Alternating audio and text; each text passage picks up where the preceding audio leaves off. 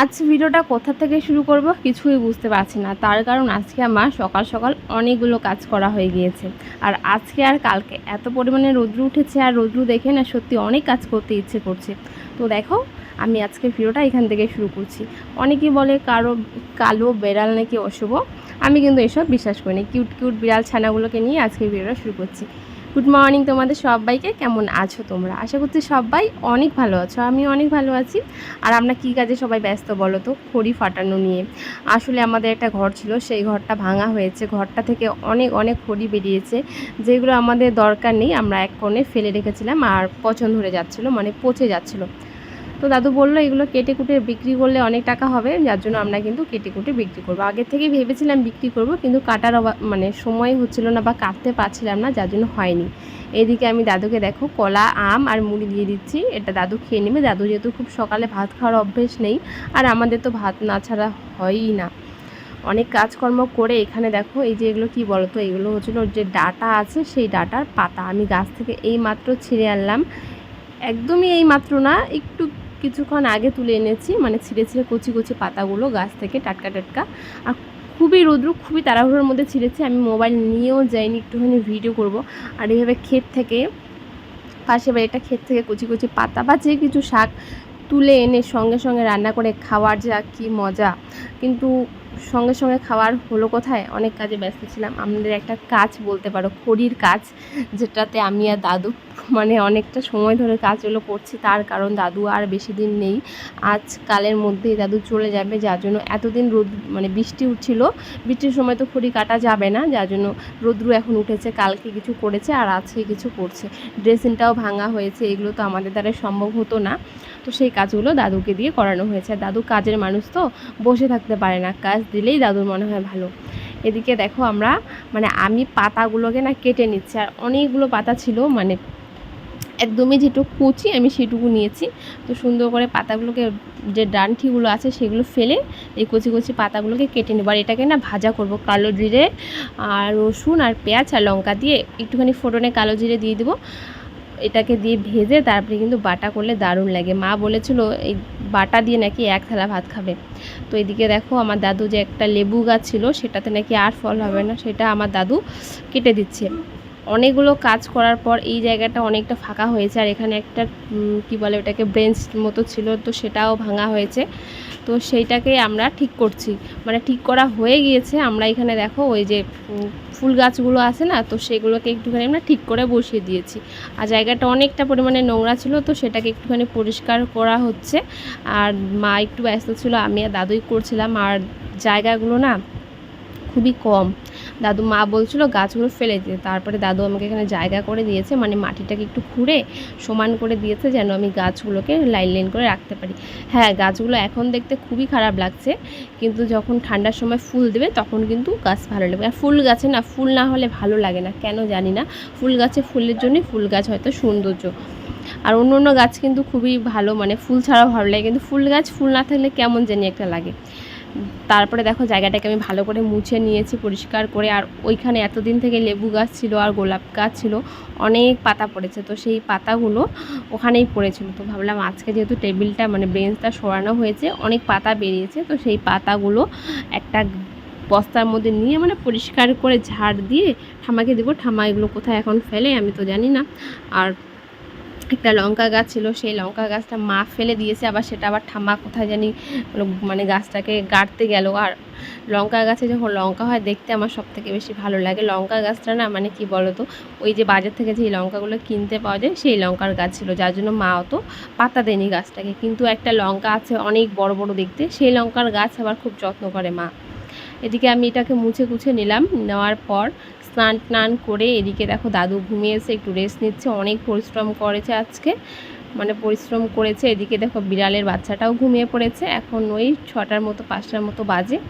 অনেকটা কি বলো তো, আজকে বেলা করে, মানে রোদ উঠেছে তো অনেকটা বেলা হয়েছে, কিন্তু বোঝা যাচ্ছে না, এখনও গরম ভাবটা ভালো মতো যায়নি। আর এই যে বিড়ালটা দেখছো এইভাবে গুদুগুদু হয়ে শুয়ে থাকে, মানে মাথাটা উঁচু করেই রাখে, কোথাও ফেলে না, কিউট লাগে দেখতে। তো আমি একটুখানি নাড়ছিলাম, একে না নেড়ে থাকতে পারি না, সবসময় আমি এদের সঙ্গে এইভাবেই থাকি, আর যার জন্য অনেকটা সময় কেটে যায়। আর এখানে আমি রান্না করছি মাংস। আর আমরা যাব কালকে শিলিগুড়ি বুনুর ওখানে, তো ভাবলাম মাংস নিয়ে যাব ওখানে গেলে। আর অনেক কিছু রান্নাবান্না আছে, যার জন্য আরও সময়টা হয়ে উঠছিল না, মানে ঘড়ির সঙ্গে সঙ্গে সময়ের সঙ্গে সঙ্গে আর কি দৌড়াতে হচ্ছে আজকে, এত পরিমাণে ব্যস্ত। মায়ের দেখো এদিকে সমস্ত কিছু রেডি করে দিয়েছে, মা এবার বেটে নিচ্ছে ওই পাতাটা।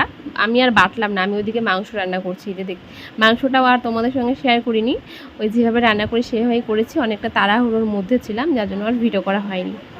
মাংসটা ভালোই হয়েছে, তার কারণ আমি খেয়ে দিয়ে ভয়েস দিচ্ছি, যার জন্য বলতে পেরেছি।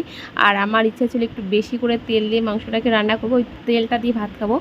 আজকে এখনও পর্যন্ত ভাত খেয়েনি, সেই সকালে একটুখানি ভাত খেয়েছি। তার কারণ সকালবেলা না এত গরম দিয়েছে হুট করে, আর গরমটা আমার শরীর নিতে পারছে না, মানে আমাদের এদিকে কেউই থাকতে পারছে না, এত গরম। তো দেখো সন্ধ্যা বাজে এখন 6:30, সন্ধ্যাবাতি দেওয়া কমপ্লিট, এদিকে আমরা বসেছি খেতে। আর এখন যদি আমরা না খাই তাহলে একটু পরেই মানে রাত হয়ে যাবে, 7টা 7:30 বেজে যাবে, তখন আর খেতে ইচ্ছে করবে না, পেটের খিদে কিন্তু পেটেই থেকে যাবে, যার জন্য এদিকে খেয়ে নিচ্ছি। আর আমি মাকে বলছিলাম যে আমাকে একটা ভালো পিস দিতে, আমি সলিড পিস খাই, মাংসর কাটাকুটা একদমই খাই না। তো আমার হাত থেকে আঙুলের মাথা থেকে একটা ভাত পড়ে গিয়েছে, আমার হাত কিন্তু এঁঠো ছিল না, আমি ভাত বাড়ছিলাম তখন। আমরা সন্ধ্যাবেলা তো ভাত খেয়ে নিলাম, এদিকে দাদুকে করে দিচ্ছি চা, কারণ দাদু তো সন্ধ্যাবেলা ভাত খাবে না। আর আমাদের ওই যবে থেকে আমরা স্কুলে মানে হাই স্কুলে গিয়েছি তবে থেকেই সন্ধ্যাবেলা করেই ভাত খাই। এদিকে আমি দাদুকে 1 কাপ চা বানিয়ে দিয়েছি, আর আমার দাদু আধা কাপ চা খেতেই ভালোবাসে, তার কারণ আমাদের চায়ের কাপটা নাকি অনেকটাই বড়, আর বড় কাপে চা খেতে পারে না, মানে ভালো লাগে না, একটু নেশাটা একটু মানে বেশি না, একটু খেলেই হয়, যার জন্য আমার দাদুকে বেশি করে দুধ দিয়ে গাঢ় করে একটুখানি চা বানিয়ে দিই, যেন খেতে খুব টেস্টি হয়। এখনও বাসন মাজা হয়নি, তার আগে আমি দাদুকে চা বানিয়ে দিয়েছি, তার কারণ বাসন মাজতে আমার অনেকটা সময় লাগে, অনেকগুলো বাসন থাকে। আমি ওদিকে চা বানিয়ে দাদুকে খেতে দিয়েছি, এদিকে মা কাটছে কচুরলতি, এখন এটা রান্না হবে, সময় একদমই নেই। তো দেখতেই পাচ্ছ মা এখানে কচুরলতি কাটছে, আর আমি চলে এসেছি কুয়ো পাড়ে বাসন মাজতে। অনেক বাসন ছিল, সমস্ত বাসন কুড়িয়ে কুড়িয়ে নিয়ে এসেছি, বাসন মাজবো। আর এদিকে দেখো এরা এখানে চেয়ারটাকে সাইড করব, কিন্তু না, ওরা মাঝখানে খেলা শুরু করে দিয়েছে। আর জানোই তো এঁঠো বাসনে জল দিতে হয়, নয়তো বাসন চিটচিটে করে। তো চলে এসেছি বাসন মাজতে, ওইদিকে মোটামুটি সমস্ত কাজ গুছিয়ে নিয়েছি, এখন বাকি থাকলো রান্নাটা। রাতের রান্নাটা আমি করছি না, তার কারণ আমি মাংস করেছি আর ভাজা করেছিলাম, ওই পাতাটা মা শুধু বেটেছে, আর মাছের চচ্চড়ি করবে। আর এই সময় গিয়েছে দাদু চা খেয়ে বাজারে মাছ আনতে, মা বাজারে ওই মাছটা পায়নি, ছোটো ছোটো মাছ শেষ হয়ে গিয়েছে, তো মা দাদুকে দিয়ে, আমাদের এখানেও একটা বাজার আছে তো সেখানে মাছ আনতে পাঠিয়েছে। তো বাসন মাজতে মাজতে কিন্তু দাদু চা খেয়ে চলেও গিয়েছে, আবার মাছ নিয়ে চলেও এসেছে, এতটাই কাছে বাজার, আর আমার বাসন মাজতে এতটাই পরিমাণে সময় লাগে।